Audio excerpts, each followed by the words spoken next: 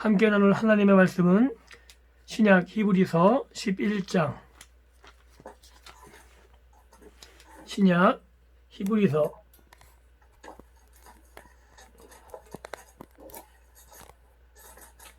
11장 29절.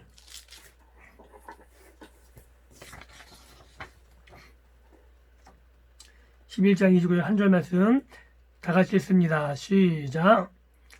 믿음으로 그들은 홍해를 육지같이 건넜으나 애굽 사람들은 이것을 시험하다가 빠져 죽었으며.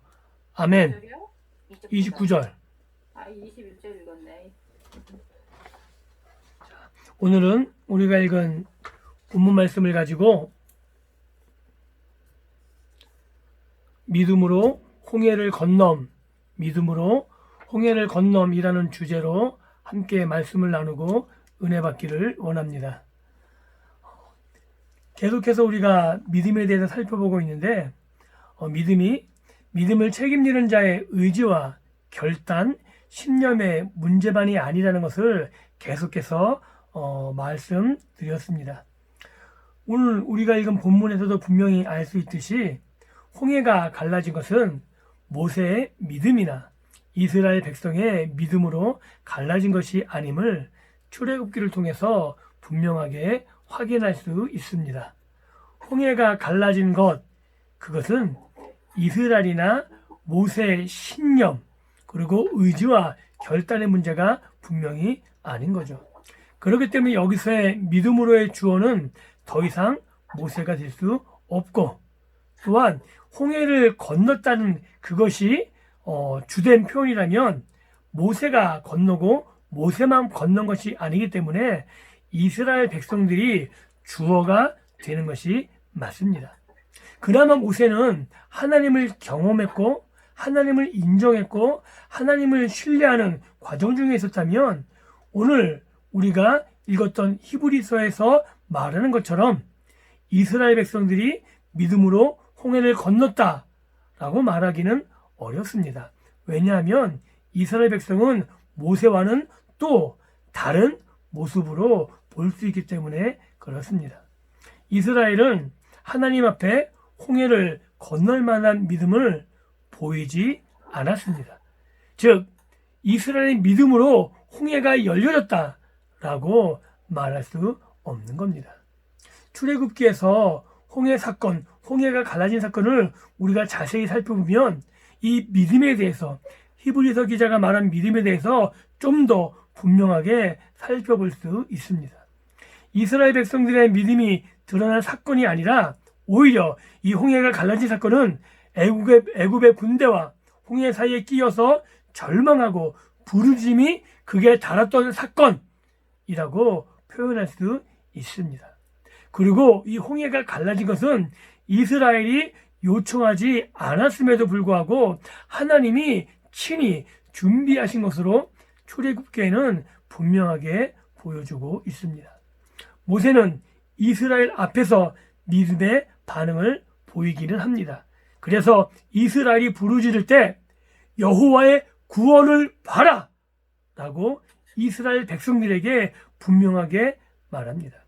하나님께서 모세에게 애굽의 군대를 멸하시며 홍해를 가르시겠다는 지시를 받기 전에 한 반응이기 때문에 이것은 분명히 모세의 믿음입니다. 하나님을 신뢰한 결과입니다. 하나님이 어떻게 애굽의 재앙을 내리시며 어떻게 인도하셨으며 자기를 부르신 그 모든 사건들을 종합해서 하나님은 신뢰할 만하고 여기서 우리를 능히 구원할 능력을 가지고 계심을 인정했기에 모세는 이스라엘 백성들에게 이렇게 외칩니다. 여호와의 구원을 보라.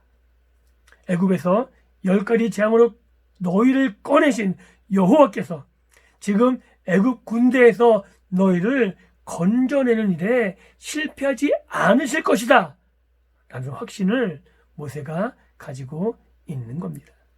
그런데 이스라엘 백성은 그렇지 않았습니다. 오히려 절망과 아우성이었죠. 분명히 하나님이 불병거로 애굽의 군대를 막고 있음에도 불구하고 이스라엘은 곧 죽을 것처럼 절망과 아우성으로 모세에게 소리쳤습니다. 이스라엘 쪽에서 책임감 있는 믿음의 반응이 전혀 없었습니다.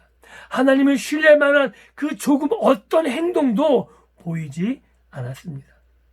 오히려 이 홍해를 건넌 사건은 하나님 편에서 이스라엘을 택하셔서 관계를 맺음으로 이스라엘을 건너가게 하셨다는 그 사실에 초점이 맞추어져 있습니다.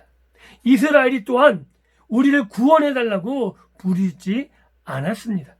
하나님이 이스라엘을 구원하신 것은 그들의 선조들의 약속을 기억하셨기 때문이고, 이스라엘의 부르짖음, 하나님을 신뢰해서 구원해달라는 부르짖음이 아니라 노예 생활의 공감의 부르짖음, 그 부르짖음만이 이스라엘 백성들에게 있었는데 하나님께서는 그 부르짖음도 들으시고 선조들에게 하신 약속을 기억하셔서 이스라엘을 구원해내기로 결정하셨음을 우리는 출애굽기 내용을 통해서 확인할 수 있습니다.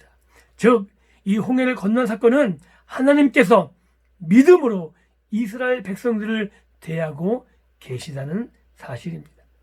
이스라엘의 믿음의 반응이 아니라 하나님이 이스라엘에 대해서 어떻게 반응하고 어떻게 관계를 맺고 계신지 분명하게 보여주고 있는 겁니다. 즉, 하나님이 얼마나 신실하신지, 하나님의 약속을 기억하고 계시며 하나님께서 그들의 약속을, 그들에게 선조들에게 한 약속을 어떻게 신실하게 지키시는가를 오늘 히브리서 기자는 이 믿음으로 단어라는 단어를 사용해서 우리들에게 말하고 있는 겁니다. 또한 이 이스라엘과 달리 한 무리가 오늘 본문에 나옵니다.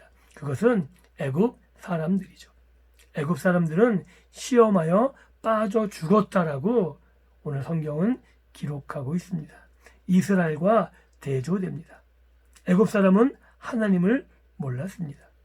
하나님도 애굽 사람들을 자녀 삼지 않으셨습니다. 그런데 홍해가 열린 것은 누구든 상관없이 들어가도 되는 것으로 애굽 사람들, 애굽 군대는 생각했습니다. 하나님과 관계없이도 열리는 것이기에 들어갈 수 있다고, 이스라엘이 들어갔으니까 우리도 들어가서 우리의 할 일을 할 수 있다고 생각했습니다.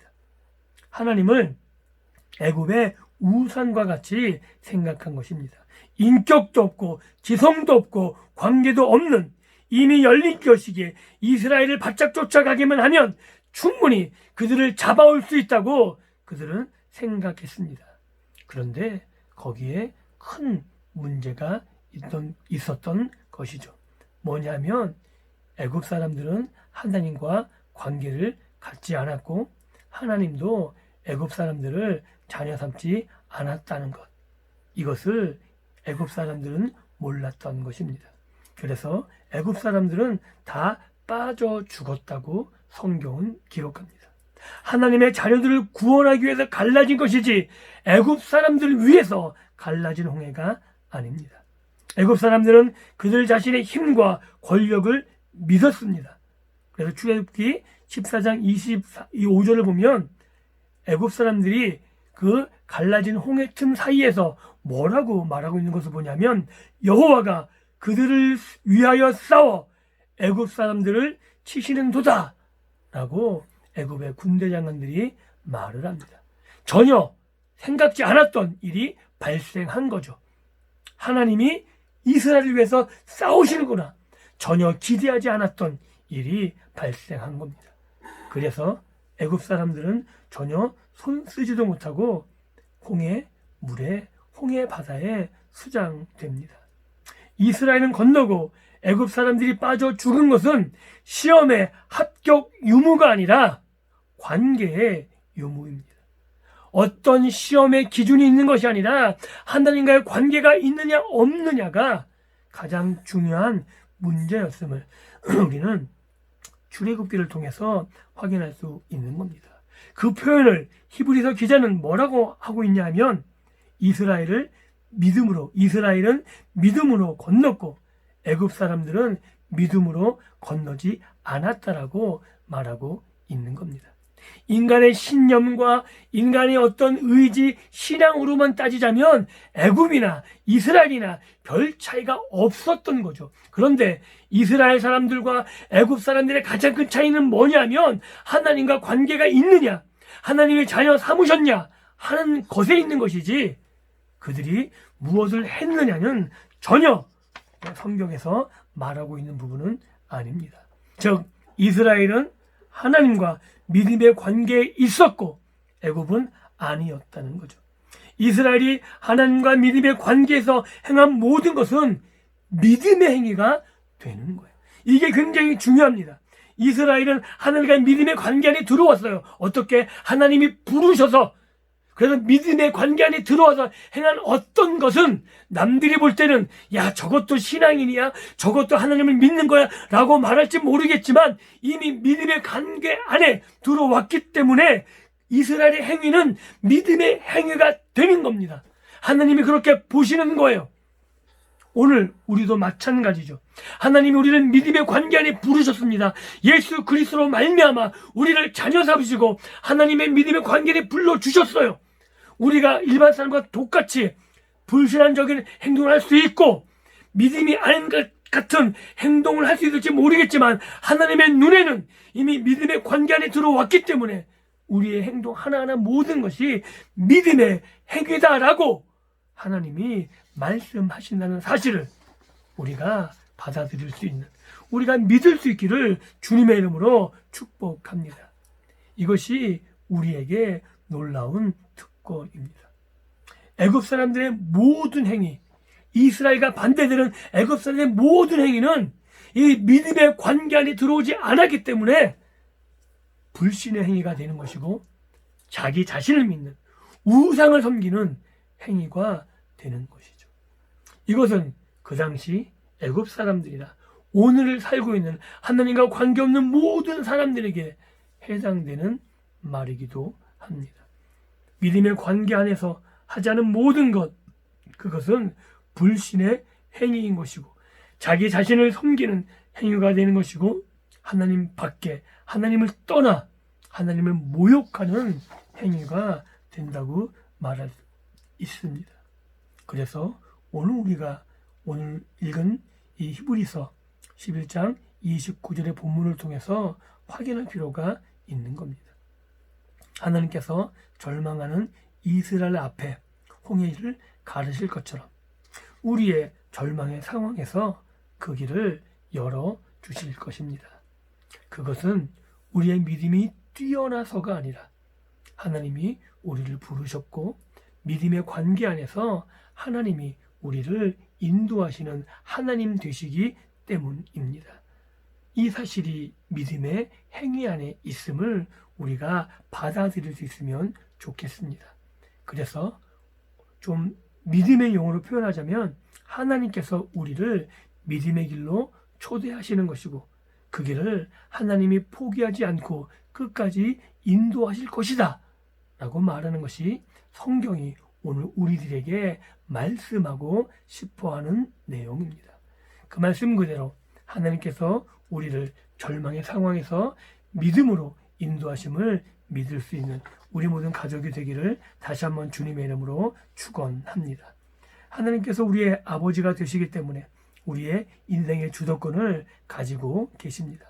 우리를 놓지 않으실 것입니다. 이 믿음의 관계를 통해서 우리가 그 길 안에서 걸을 수 있도록 하나님이 끝까지 붙잡고 계실 겁니다. 그래서 우리는 하나님께서 은혜를 베풀고 긍휼을 베풀고 간섭하고 계심을 믿을 수 있어야 되고 우리는 그런 대상이죠. 하나님께서 긍휼을 베푸시는 대상, 하나님이 은혜를 베푸시는 대상, 하나님이 믿음의 관계 안으로 우리를 선택하여 부르신 믿음의 대상입니다. 그래서 하나님께서 시작하신 것이기에 아브라함을 통해서 시작하신 그 놀라운 믿음의 역사를 하나님이 끝까지 책임지실 것을 성경을 통해서 확인할 수 있다면 오늘 우리도 동일하게 예수 그리스도를 통해서 우리 안에 예수 그리스도를 믿는 믿음을 시작하게 하신 하나님이 중도에 끝 포기하지 않으시고 끝까지 이루실 줄 확신해야 하는 겁니다. 그래서 내 인생의 책임이 나에게만 주어진 것이 아니라 하나님 편에서 훨씬 더 책임지고 계심을, 훨씬 더 많은 부분을 하나님이 책임지고 계심을 우리가 믿을 수 있다면 우리의 삶은 하나님 안에서 은혜와 평강을 누리는 삶이 될 것이고 하나님의 은혜를 나눌 수 있는, 하나님을 자랑하며 하나님을 증거하는 믿음의 삶을 살아갈 수 있을 겁니다. 사랑하는 성도 여러분, 믿음의 가족 여러분, 오늘 히브리서 기자가 말한 믿음으로 이스라엘이 홍해를 건넜다는 것, 이것은 하나님이 이스라엘을 믿음으로 붙잡고 계셨다는 사실을 말하는 것이며 그와 같이 오늘 우리도 하나님이 믿음으로 붙잡고 계심을 믿으시고 평안을 누리시며 하나님의 인도하심에 따라 감사와 찬양으로 믿음의 발걸음을 한 걸음 한 걸음 띄워놓는 우리 모든 믿음의 가족이 될 수 있기를 다시 한번 주님의 이름으로 축원합니다. 기도합니다.